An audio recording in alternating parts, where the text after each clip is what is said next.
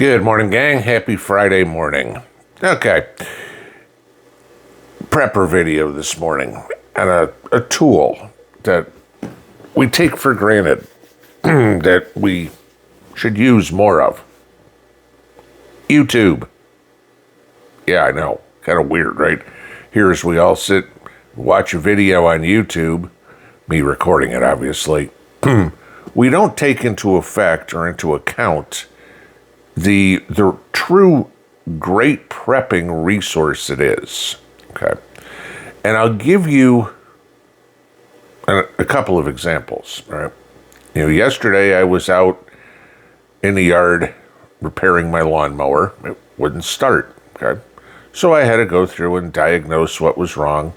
All right. I mean, at first I thought maybe it was a starter solenoid. All right. So I replaced that. Nope, that wasn't it. Tested out a couple of things. Didn't seem to be working right.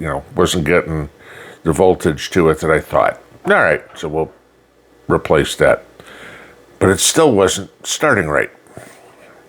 And so I went through and I dug some more and found out it was one of the safeties on the brake, actually. And, okay, once I diagnosed what it was and went through and, fixed it. Also had to adjust the steering on it. Okay, no problem. Watch a YouTube video, see exactly what I need to do. Bada bing, bada boom, and it's fixed, right? Remember about a year or so ago, my dishwasher wasn't drying. You know how you get the dry mode on there? And, the dishwasher finished and there was water bubbles all over it, or water still on all the dishes. I'm like, what's wrong? Go onto a YouTube video and diagnose what it was. And, here it was, one little part. I got online, 2 screws, and poof, fixed, right? And you start thinking about the difference of doing it that way versus calling a dishwasher repairman out. Well, that'd be a $150 service call. That's about what they cost now. For the guy to come in, take out 2 screws, put in a new part, and say, there you go, all fixed. 5 minutes worth of work, and the $20 part, the $150 service call, and I'm out $170. Okay. You look at me in a lawnmower yesterday. I could have just thrown my hands up in the air and said, I'll take it in and get it serviced. So somebody could literally remove 4 screws to replace a solenoid and tighten the brake down in the spot that it needed to be and align everything correctly. Yeah, that would have been, all right, put the lawnmower up on the trailer, drag that thing into the repair shop. Who knows if it's 2 weeks until they get to it. The grass grows with all the rain we're getting. I've got a field out in my yard. The guy comes back and says, yep, you're all done. $20 part, $150 shop fee. Poof. Right? How many videos do you watch on how to do things? How many questions do I get on, say, live streams or in emails or in comments or whatever about how do you do this or how do you do that? It's actually a tool we have. It's a library to us. I challenge pretty much anybody to think of anything that you need to repair or do or question you have and put it into the query bar on YouTube and go, how do you do this? And you'll probably find somebody that's made a video. Sure, some of them are not going to work. Okay, there's fluff out there too. But if you look around, you're going to find the solution for what you need to do. You're not going to really go, how to do heart surgery on YouTube. You could find a video, okay, but I wouldn't advise doing it, okay, unless, of course, you're a surgeon. But nobody takes advantage of it. And it dumbfounds me, because if anything happens, we talked about yesterday about the Chinese having kill switches in transformers. If the electricity goes out, if the internet goes down, there's an easy one for them, to cyber attack, shut it down. For any length of time. Sure, we all get the power outage for a couple hours here, maybe a day or two, after a storm or whatever. But honestly, I think if you just got hit with a hurricane, your first concern isn't that there's water spots on your dishes in the dishwasher, okay? Or that the lawnmower isn't starting at the moment. I'm talking about long term on things to repair. And yeah, before somebody says long term in an SHTF event, yeah, you still want to be mowing your lawn. Why? Oh, I don't know. We could talk about disease. Let's just say the bugs are in there, Rocky Mountain spotted fever, Lyme disease, ticks like high grass. You might want to mow that grass. Oh, gee, it makes for great cover for somebody to come in and sneak up on your house if they're crawling through high grass. Might want to keep the grass.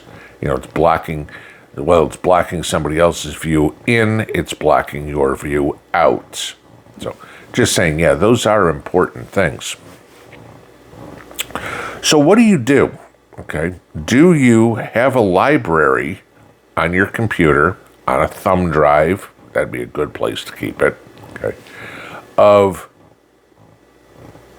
self-help, self-repair, I guess, things.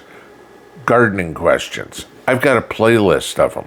Okay. Maybe not everything is uber important, but how many times have you gone back to research, go, gee, what do I need to kill powdery mildew? How do I get rid of aphids? Things like that.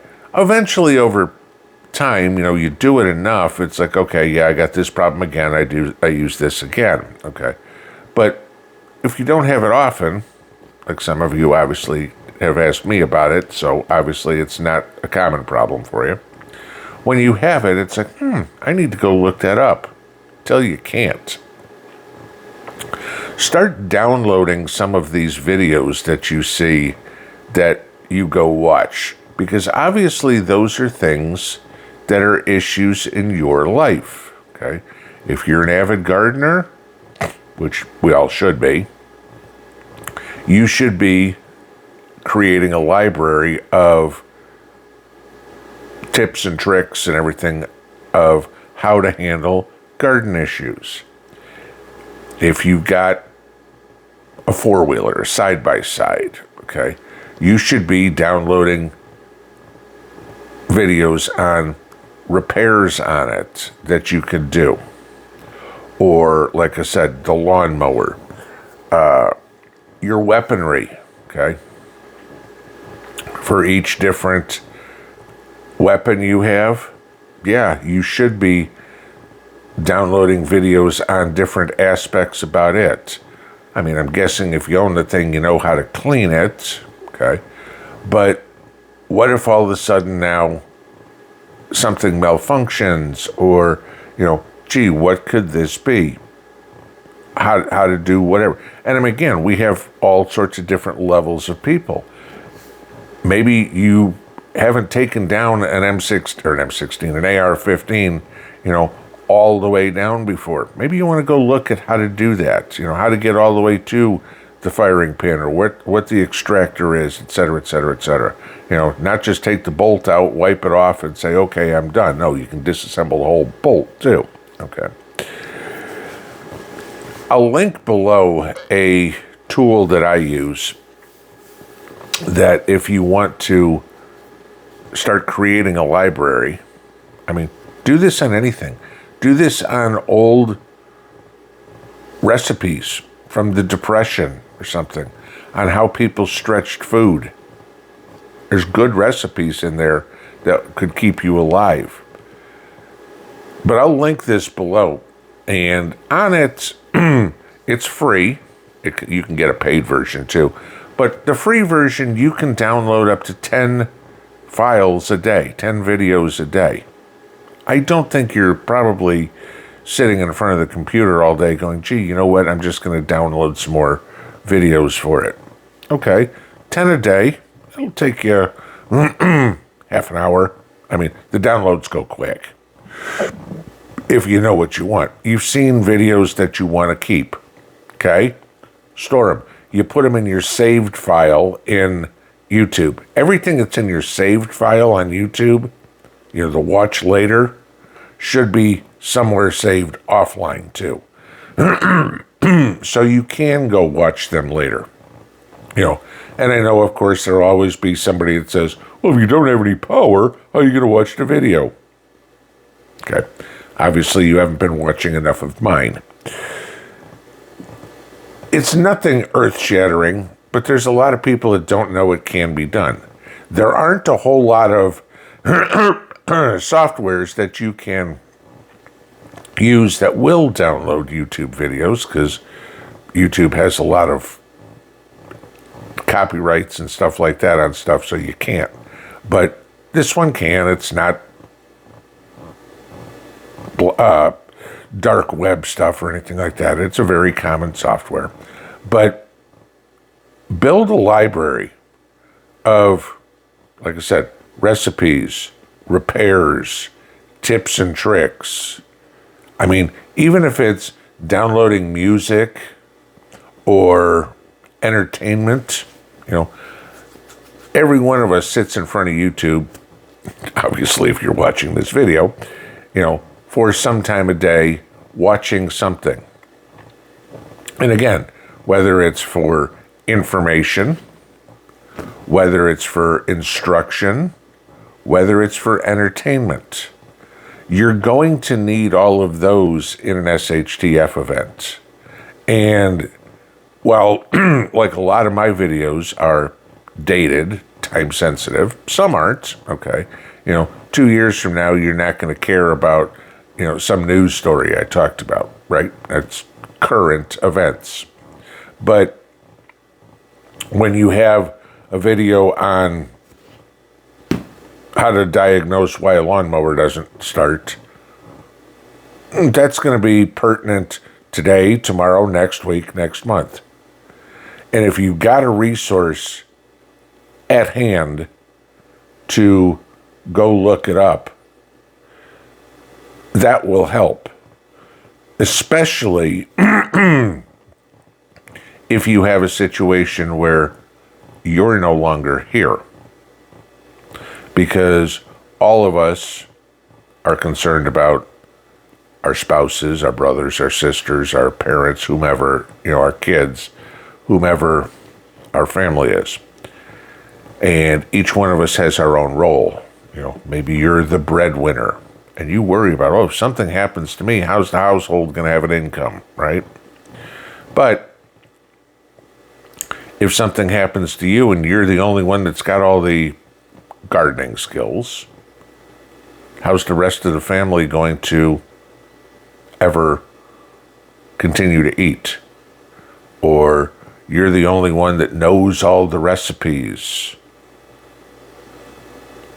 If something happens to you, how's the rest of the family cook? Or you're the one who's got the mechanical skills. Okay, great, you know how to fix the lawnmower, for example. Okay, but if I'm gone, Mrs. P's got to do it. And where does she go?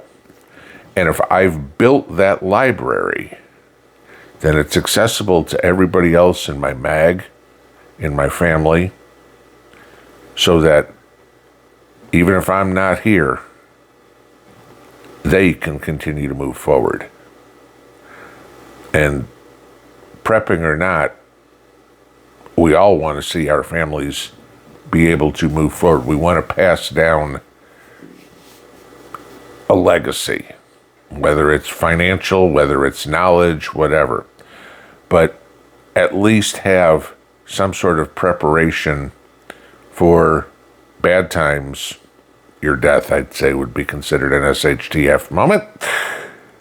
At least have something put together so you can pass on what knowledge you have or what information you felt was important. Have a good morning. Pinball out.